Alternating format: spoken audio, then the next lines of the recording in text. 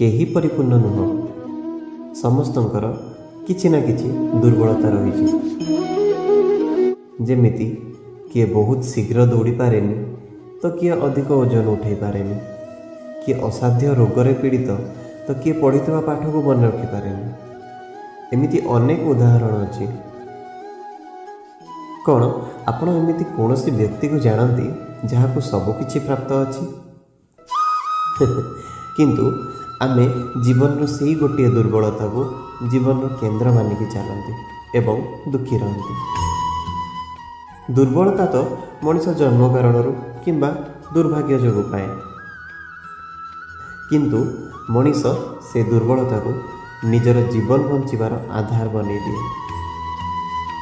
किंतु किछि व्यक्ति एमती भी अछंती जे निज परिश्रम फल से दुर्बलता को जीति जाती। कौन पाइना दुर्बलता सिना भगवान दिए, किंतु मनीष निजर हृदयर एवं मनर शक्ति फल से दुर्बलता को भी हरई दिए। वर्तमान रे रहबा शिखंतु। भविष्यतर अन्य नाम होची संघर्ष। हृदय रे आज जहाँ इच्छा हुए जदि पूरा न हुए तेबे मन भविष्यतर योजना बनाए। भविष्यत रे सबु इच्छा पूर्ण हब बोली कल्पना मध्य करे,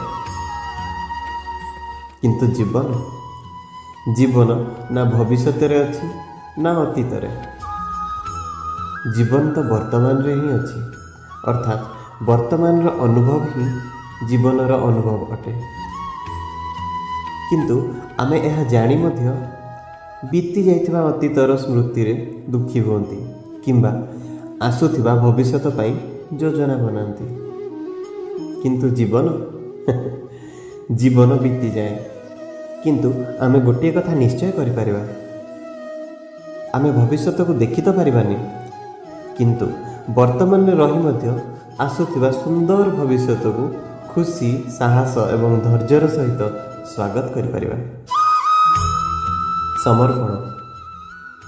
ज्ञान प्राप्ति सबुबले समर्पण ही आरंभ हुए, किंतु समर्पणर महत्व कौन आमे केबे चिंता करछंती?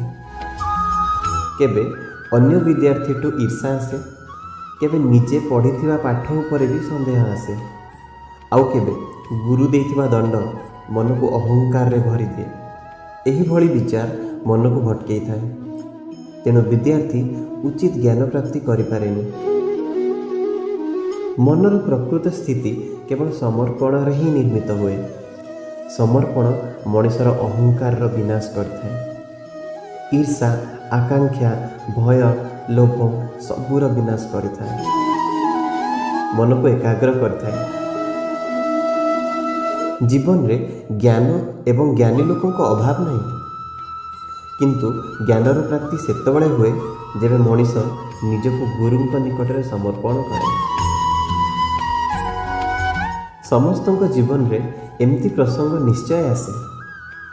मनीष सत्य कहब ना मिथ्या निश्चय करि पारेनि, किंतु मुहरु सत्य बाहरी पारेनि।